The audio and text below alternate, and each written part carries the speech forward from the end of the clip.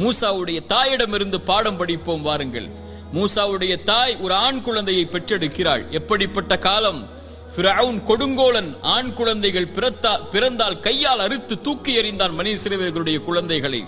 மூசாவுடைய தாய் பயந்தார்கள், இந்த குழந்தையை ஃபிரவுன் கண்டுவிட்டால் கொன்று விடுவானே. இறைவன் சொன்னான், மூசாவுடைய தாயை, முடிந்தால் அந்த குழந்தைக்கு உணவை கொடு, இல்லை என்றால் ஆற்றிலே கொண்டு போய் விட்டுவிடு. அவ்வளவுதான், நான் சொல்கிறேன் செய், எதிர்காலத்தை நான் முடிவு செய்கிறேன், நீ செயல்பட, அவ்வளவுதான். என்ன செய்வேன் தெரியுமா? நீ ஆற்றிலே விட்டால் இந்த குழந்தையை உன்னுடைய கரத்திலே மீண்டும் நான் கொண்டு வருவேன். எப்படி? இறை தூதர் மூசாவாக.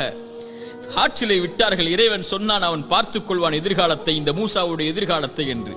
அந்த குழந்தை கரை ஒதுங்கியது எங்கே? ஃபிரவுன் எந்த குழந்தை கையில் கிடைத்தால் அறுத்து விடுவான் என்று பயந்தார்களோ அந்த ஃபிரவுனுடைய அரண்மனையுடைய வாயிலில் எடுத்தார்கள். ஃபிரவுனுடைய மனைவி, அழகாக இருக்கிறதை இதை வளர்த்து விடுவோம் என்று